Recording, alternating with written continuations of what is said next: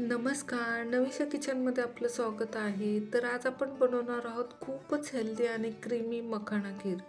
जर तुम्हाला गोड खायची इच्छा होत असेल आणि तीही हेल्दी हवी असेल, तर आजची ही मखाना खीर रेसिपी तुमच्यासाठी परफेक्ट आहे. चला तर मग रेसिपीला सुरुवात करूया. तर मी मखाणे घेतलेले आहेत, काजू आणि बदाम घेतलेले आहेत आणि काजू आणि बदामचे तुकडेसुद्धा घेतलेले आहेत आणि सुहानाचा दुधाचा मसाला घेतलेला आहे आणि साखर घेतलेली आहे चवीप्रमाणे आणि 1 चमचा वेलची पावडर घेतलेली आहे. चला आता रेसिपीला सुरुवात करूया. तर पॅनमध्ये 2 चमचे तूप टाकते मी.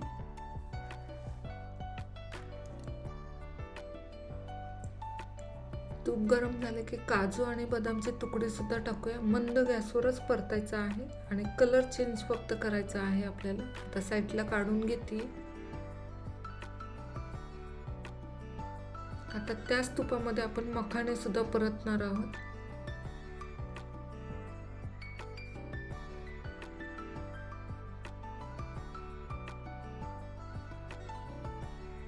कलर चेंज झालेला आहे. साईडला काढते आता मखाण्यांचा. आता त्याच कढईत आपण दूध सुद्धा टाकणार आहोत. तर मी 1 लिटर दूध त्याच कढईमध्ये गरम करण्यास ठेवलेलं आहे.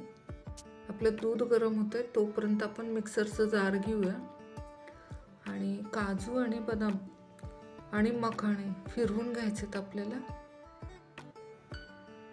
थोडेसे मखाणे फिरवून घेते.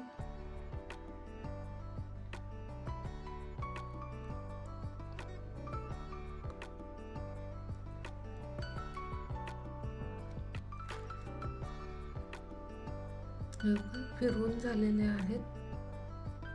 आता हे एका प्लेटमध्ये काढून घेते. तोपर्यंत आपलं दूध पण छानसं गरम झालेलं आहे. तर त्याच्यामध्ये आपण जे मखाणे परतून घेतलेले आहेत तुपात ते टाकतोय. काजू आणि बदामचे तुकडे सुद्धा टाकतोय आपण त्याच्यामध्ये.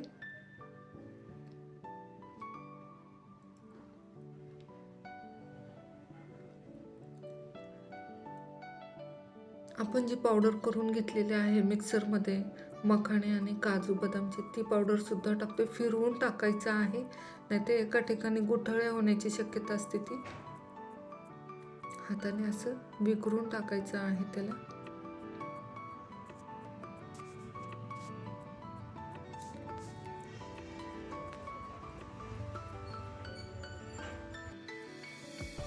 व्यवस्थित फिरवून घ्यायचं सगळं. आता त्याच्यामध्येच आपण 1 चमचा वेलची पावडर टाकतोय.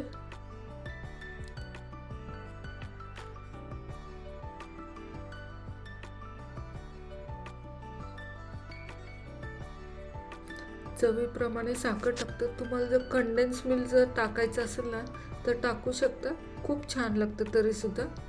आता सुहाणाचा मी दुधाचा मसाला टाकते. एक प्लेटमध्ये काढून घेतलेला आहे. त्याच्यामध्ये केशर बिशर सगळं आहे, त्यामुळे मी सुहानाचा दुधाचा मसाला वापरलेला आहे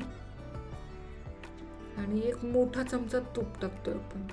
आता गॅस मंद करायचा आणि 10 ते 15 मिनिटं आपले फक्त दूध आटवून द्यायचं आहे मंद गॅसवर. हे बघा, तुम्ही पाहू शकता दूध आपलं चांगलं घट्ट झालेलं आहे.